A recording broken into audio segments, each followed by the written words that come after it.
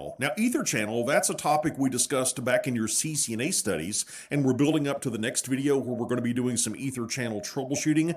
In this video, though, we just want to make sure everybody is up to speed on the basics of Etherchannel operation. With Etherchannel, we can use multiple links simultaneously between our switches. You see, normally if I interconnect a couple of switches with a single link, that link could become a bottleneck as we're trying to push traffic between the switches. But if I were to add a second link, by default with a spanning tree protocol, we would only be sending traffic over one of those links, because a spanning tree protocol would be blocking traffic over the other link, so we didn't have a layer 2 topological loop. What we can do though with Etherchannel is logically bundle together multiple links. Typically it's in powers of 2. We can bundle together 2 or 4 or 8 links into an Etherchannel. And that little oval symbol you see over those 2 links, that indicates this is now an Etherchannel, which means we can simultaneously be sending traffic over both of those links. So this is going to give us some benefits. For example, this is going to give us higher effective bandwidth between our switches while giving us load balancing. And even though spanning tree protocol was great because it gave us redundancy, this does too. This also gives us redundant links, because if we lose one or more links in the ether channel, the remaining links in the ether channel continue operating. And we can configure Etherchannel in a few different ways. We can just say the Etherchannel mode is on and Etherchannel is just working.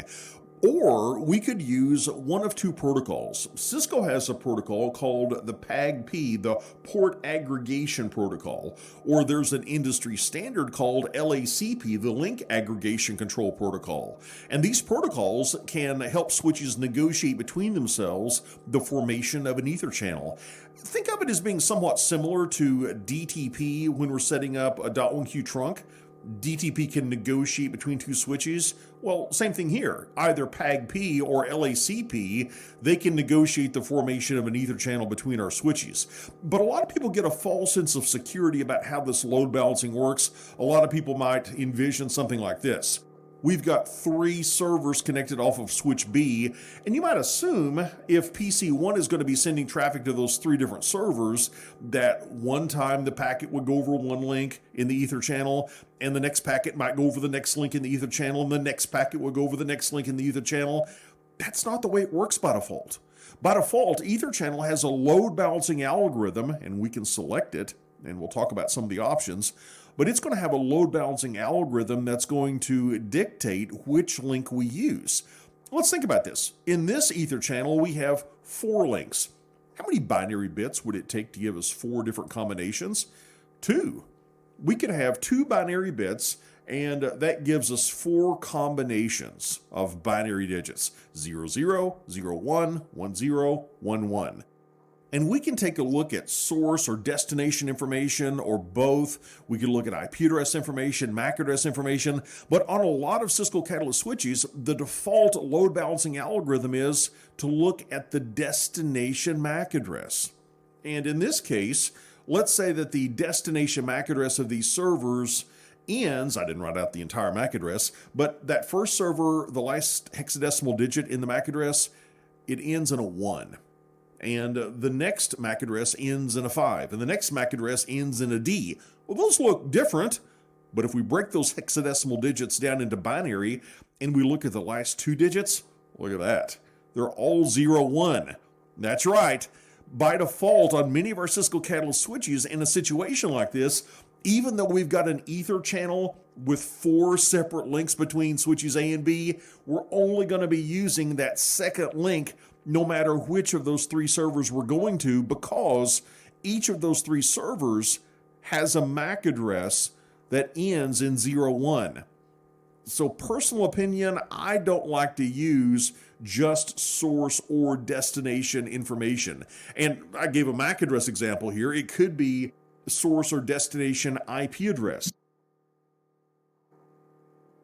What I would prefer to do is use a little randomness. I like to blend together source and destination information. So I would probably use source destination IP address or source destination MAC address. What this will do, if I said source destination MAC address, that's my load balancing algorithm. MAC address, that's my load balancing algorithm. In a case like that, when we were choosing the link to use, then we would look in this case at the last 2 bits of the source MAC address, the MAC address of PC1, and the destination MAC address of one of the servers, and we would do an exclusive OR Boolean operation. That means that this PC might be using one link to get to the servers, but another PC might be using a different link because we're including source address information, not just destination address information. So personal opinion as a best practice, I like to combine source and destination, either IP address or MAC address information in my load balancing algorithm. Now let's talk about how we can form an ether channel.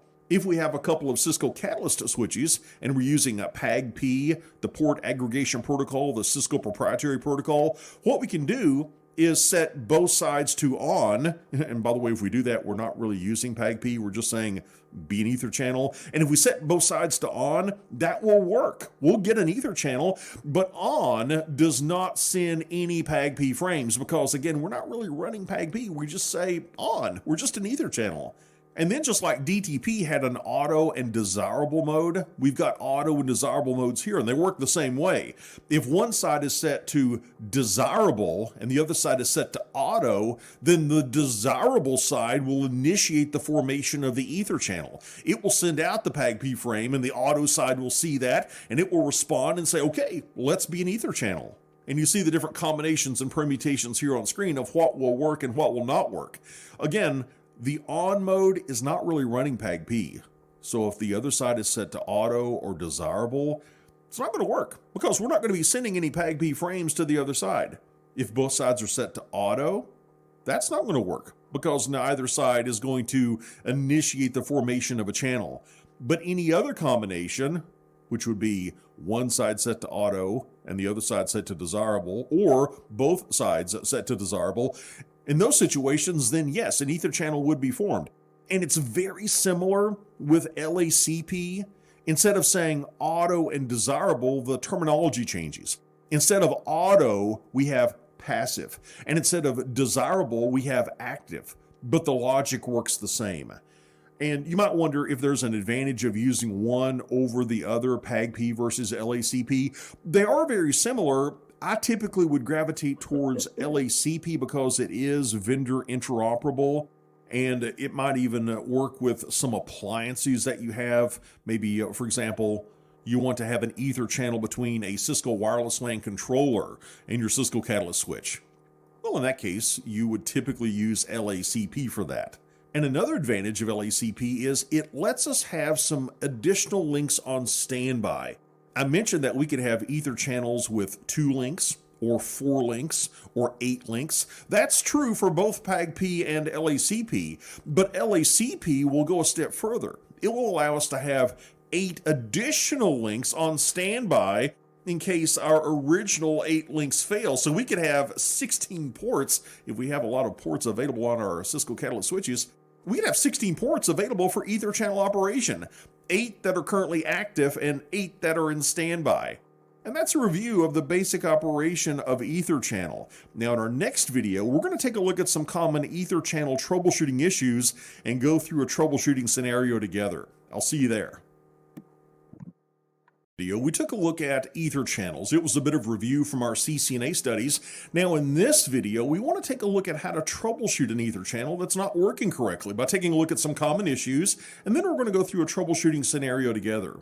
One of the most common reasons that an ether channel is not behaving as expected is the ports at each end of a link that's part of an ether channel, they're configured differently in terms of maybe speed, or they might have a different duplex setting or a different trunk mode, or they might be configured for a different native VLAN, or they allow a different set of VLANs. After all, we typically are going to be setting up a trunk over an ether channel because an ether channel gives us a nice big pipe of bandwidth. That's a great place to configure a trunk because a trunk is carrying traffic for multiple VLANs. It potentially needs a lot of bandwidth.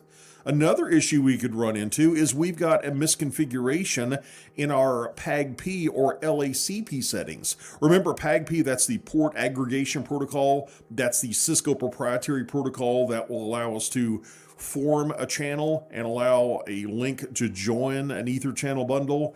And if we're set to on either side, then we're not really running Pagp on that port. We're just on. And if we're set to on one side, we need to be set to on the other side, or else an Etherchannel is not going to be formed.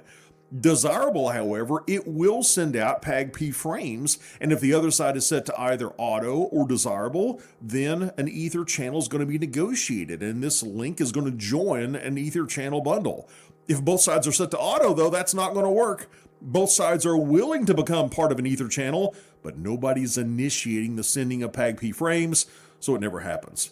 It's almost identical. It's the same logic with LACP. We just have different terminology. Instead of the auto mode that we have with Pagp, we have the passive mode with LACP. And instead of the Pagp mode of desirable, we have the LACP mode of active. Yet another reason that we might have an Etherchannel issue is that we have a suboptimal configuration for our load balancing algorithm. Remember the scenario I walked you through in the previous video where we had this false sense of security that this PC was load balancing over all these different links going to a server farm, and really every packet going to all three of those servers was using the same link in our Etherchannel because it was based on the destination MAC address. And I suggested that we might want to make things a bit more random by considering both the source and the destination addresses, be those IP addresses or MAC addresses.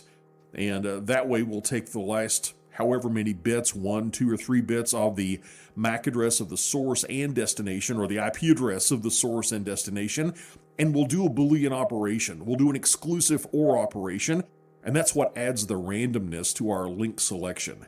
Now, with this reminder of some of the different things that could go wrong, let's go out to a scenario where we have an Etherchannel that's not behaving as expected and see if we can fix the issue.